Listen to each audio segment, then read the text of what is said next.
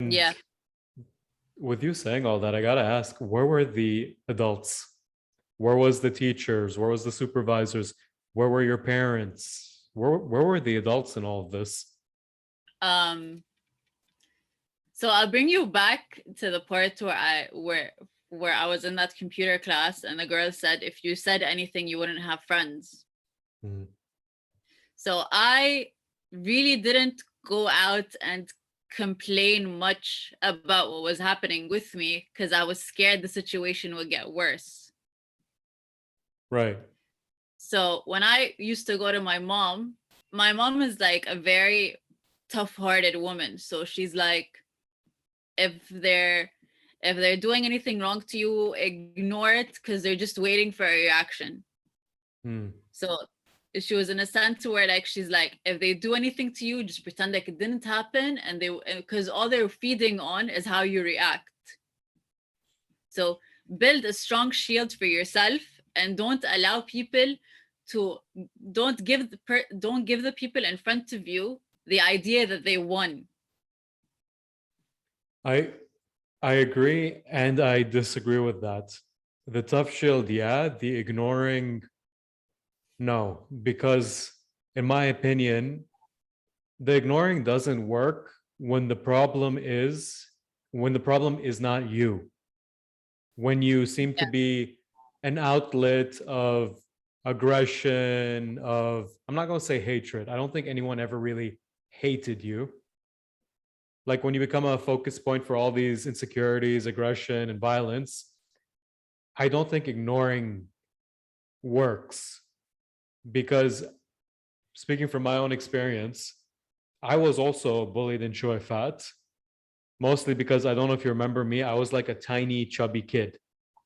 Like my voice, according to others, I don't remember this. My voice was like, "Hey guys, what's up? How's it going?" I can't even do that right I now. actually don't remember you being bullied.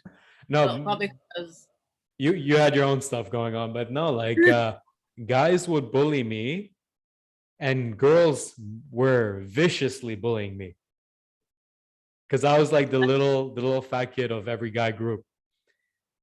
And the thing is, ignoring it never worked for me because, again, I feel like I was an outlet for whatever frustrations they had.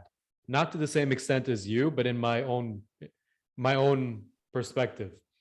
And what actually helped me was counter, okay, this sounds horrible, counter violence. Not against the girls. I didn't touch the girls. But the guys who would bully me, and this was the second I hit puberty, I flew up. Like I flew up. I was like I went from like 3 feet tall and chubby to 5'8", 9, I don't know, whatever was tall for back then. And then I started fighting back. I started hitting the guys. I started shoving them whenever they insulted me and stuff like that.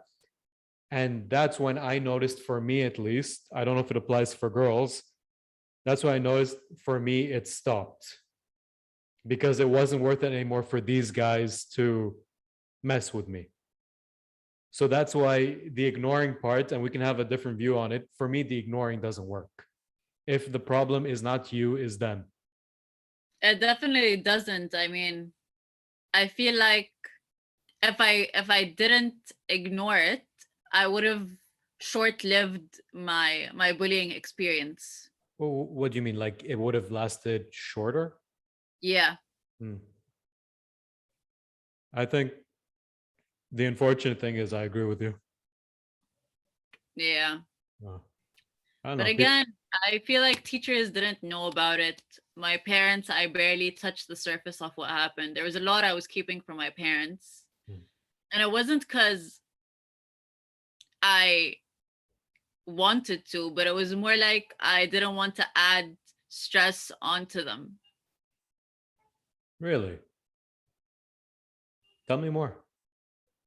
Like, I don't know, as a person that was very caring at a very young age, I always felt like your mom and dad work a 9 to 5 job and they're trying their best to make you and your brother happy.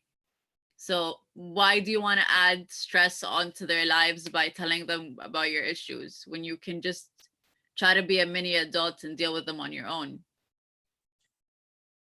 I agree with you now, like at this age, because I guess this goes to show how empathetic you are.